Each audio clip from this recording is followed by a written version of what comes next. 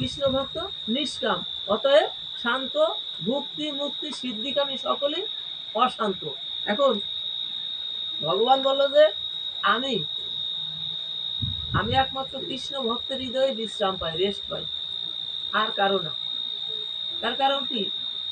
যার ভোগ বাসনা আছে, হরে কৃষ্ণ, যার ভোগ বাসনা আছে তার হৃদয়ে আমি বিশ্রাম পাই না। কেন কেন বিশ্রাম পাই না?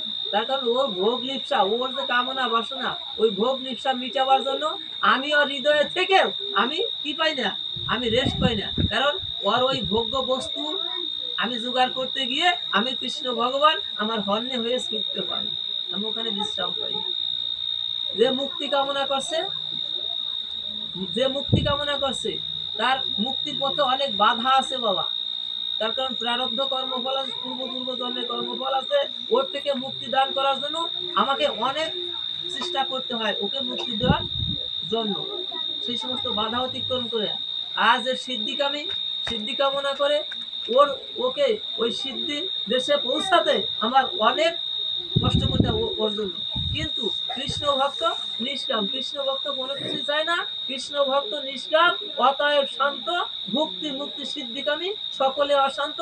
কৃষ্ণ ভক্ত আর কিছু চায় না, হে কৃষ্ণ ভগবান আমি কিছুই চাই না, আমি প্রতিটা জন্মে জন্মে যেন আমি তোমার সেবা করতে পারি। আমি চাই না ভক্তি, চাই না মুক্তি, চাই শুধু তোমার প্রেম সাধনা করি, তোমার শ্রীপাদ পদ্মে মজে থাকি আমার মন এই বাসনা। আচ্ছা কীর্তন করেন না আপনার যারা কীর্তনে আছে, যে আমি কিছুই চাই না, মুক্তি মুক্তি সিদ্ধিকে আমি এও আমি চাই না, আমি শুধু তোমার সেবা করতে চাই। প্রতিটা জন্মে জন্মে যেন আমি তোমার সেবায় ব্রতী হতে পারি। এজন্যই বলছে এই কৃষ্ণ ভক্ত হৃদয়ে একমাত্র রেস্ট পাই, আর কোথাও আমি একটা রেস্ট পাই না। কৃষ্ণ ভক্ত নিষ্কাম এই কারণে। এজন্য আমি কৃষ্ণ ভক্তের হৃদয়ে সদা সর্বক্ষণ আমি বিশ্রামে থাকি। ওরা আমার সেবা ছাড়া আর কোনো কিছু এই জগৎ সংসারে। আমরা মায়ের খেলনা নিয়ে কত খেলা করছি, মায়ের খেলনাগুলি কাছে না থাকলে কি আমরা অনেকে অনুতপ্ত হই। হরে কৃষ্ণ। হ্যাঁ, এই জগৎ সংসার যারা আসছে, যাদেরকে নিয়ে জড়িয়ে পড়ছে এইসব মায়ের সংসারে, এরা মায়ের পশাড়ি। দেখবেন এই মায়ের পশাড়িরা লাস্ট কি করবে, এই মায়ের পশাড়িদের চাহিদা দম চাহিদা মিটাতে গিয়ে আমাকে কত কিছু করতে হচ্ছে। হরে কৃষ্ণ। হ্যাঁ, এই জন্যই আস্তে আস্তে এগুলি কাটাতে হবে, তাদের বোঝাতে হবে যে বাবা সকলের এক সময় এই জগৎ সংসার ছেড়ে চলে যেতে হবে, জগৎ সংসার ছেড়ে চলে যেতে হবে। অতএব তোরা এই ভজনের পথে থাক, হরিকথা কৃষ্ণ কথা। যেখানে এই যে যে এখন যে অবস্থাটা হচ্ছে, ছেলে মেয়ে বিপদগামী হচ্ছে, এর থেকে মুক্তি পাওয়ানোর জন্য আর কোনো রাস্তা খোলা নাই বাবা। আগে গুরু গৃহ ছিল, গুরু গৃহে নিয়ে দিলে পরা কি আপনার ছেলেকে সে কি ব্রহ্মচর্য রক্ষা করে তাকে সঠিক পথে রাখতো।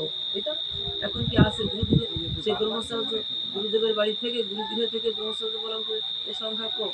এখন যা কিছু পাচ্ছি না পাচ্ছি ও বাড়ি এনে আচরণ করি না করি, আবার অনেক সময় গুরুর সাথে খোঁজ খবরও থাকে না, এরকম হয়ে যাচ্ছে না। এতে কাজ হবে না বাবা। এই জন্য কি করতে হবে, এই যে ভক্তি পথে এনে দেন, এই গীতা পাঠ করার, প্রতিনিয়ত গীতা পাঠে গীতা খানে গ্রন্থখানা দিয়া ওর একটু বসাই দেন, প্রতিদিন একটা শ্লোক আস্বাদন করার। আস্তে আস্তে দেখবেন ওর ভিতরে ডুবে পড়বে। ওর ভিতরে ডুবে পড়লে ওর যে বাজে নেশা আছে, বাজে চিন্তা আছে, ওই ওই যে যদি সে মোবাইল চালায়, ইউটিউব দেখে, তারপরে ওই ইউটিউবে ওই ভক্তি কথাগুলি, হরে কৃষ্ণ, ওই ভাগবত পাঠ দেখবে, গীতা পাঠ দেখবে, এইগুলো দেখবে কিন্তু ইউটিউবে।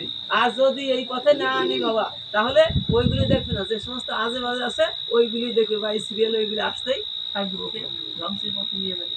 এই জন্যই বাবা এই পথে নিয়ে আসেন, যারা যে ছেলে মেয়ে যারা আছে এদেরকে নিয়ে এসেন এইখানে আনলে ভাগবত পাঠে নিয়ে যান, যেখানে কীর্তনাদি হচ্ছে নিয়ে যান। এরকম করতে করতে একসময় দেখবেন ওই গতি চেঞ্জ হয়ে যাবো। এর জন্য তো আলাদা কোনো স্কুল কলেজ নেই, আছে নাকি এই পথে আনার জন্য? আলাদা কোনো স্কুল কলেজ না, এই এই এই একটা মাত্রই পথ, এই একটা মাত্র জায়গা। এই ক্ষেত্রে নিয়ে আসি, আস্তে আস্তে দেখবেন ওর গতি চেঞ্জ হয়ে যাবে, ওর চিন্তা চেতনা চেঞ্জ হয়ে যাবে, শুদ্ধ হয়ে যাবে। হরে কৃষ্ণ নাম আশ্রয়ই হবে, ভগবানের নাম স্মরণ করবে। অন্তিম সময়ে ভগবানের কথা স্মরণ করতে করতে যদি হ্যাঁ মরণ হয়, তাহলে কি এই জগতে তো আর আশা লাগবে না। এটা তো ভগবান একেবারে পরিষ্কার, অনেক প্রমাণের জন্য আছে, আছে না? এর জন্য অনেক প্রমাণ আছে। রামচন্দ্র যখন ই করলেন, ওই ওদিকে রাবণ বধ হয়ে গেল, তারপরে কি করলো, রাবণ বধ হয়ে যখন অযোধ্যায় ফিরে আসলো, তখন অনেক দেবতারা এসে সন্তুষ্ট হয়ে তাকে বললো যে প্রভু তুমি কি চাও, তুমি একটা কিছু, তোমার সেবা কি কি সেবা করতে পারি। বললো যে ইন্দ্রদেবকে ডেকে বললো যে সেবা করতে পারো কি, যে এই যে যে যুদ্ধটা হয়ে গেছে, এই যুদ্ধে ওই যে বানর সেনা, অনেক বানর সেনা মারা গেছে, ওরা তো যদি একবার জীবিত হয়ে উঠতে পারতো, হরে কৃষ্ণ, হ্যাঁ, ওরা যদি জীবিত হয়ে উঠতে পারতো তাহলে কি করতো, তাদের ওই যে সীতা উদ্ধার হয়ে গেছে, মা সীতাকে দর্শন করে ওরা খুব কৃত হইতো। এই জন্য তুমি একটু কি করো, অমৃত বাড়ি বর্ষণ করো। অমৃত বাড়ি বর্ষণ করলে ফলটা কি হয়, অমৃত বাড়ি বর্ষণ করলে মৃত ব্যক্তি জীবিত হয়ে ওঠে। যখন ইন্দ্রদেব ওই কি করলেন, অমৃত বাড়ি বর্ষণ করলেন, বর্ষণ করার সঙ্গে সঙ্গে কি হলো,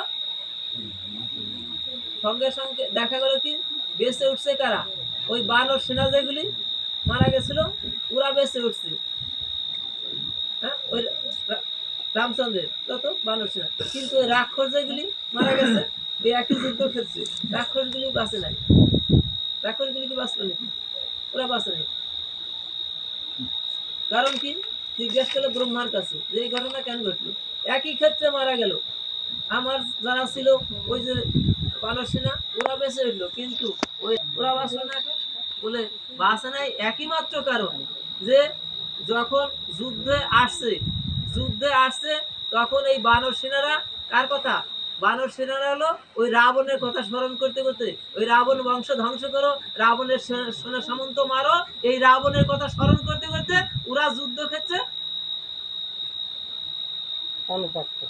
ওরা যুদ্ধক্ষেত্রে গেছে, হরে কৃষ্ণ, যুদ্ধক্ষেত্রে গেছে। আর কি করছে, আর ওরা করছে এই জন্য, ওরা তো রাবণের কথা চিন্তা করছে, এই জন্য ওদের ওরা মুক্ত হয়ে যায় নাই, ওরা জীবিত হয়ে উঠছে, হরে কৃষ্ণ। আর ওই যে যারা ওই রাবণের সেনা ছিল, ওরা রামকে মারো রামকে ধরো, একেবারে রামের বংশ ধ্বংস করো, হরে কৃষ্ণ। ওরা সবসময় ওই রামের সবকিছু অনিষ্ট করো, রামকে মারো রামকে ধরো, এই রাম রাম উচ্চারণ করতে করতে আসছে, এই জন্য কি হয়েছে, ওরা মুক্ত হয়ে গেছে, হরে কৃষ্ণ।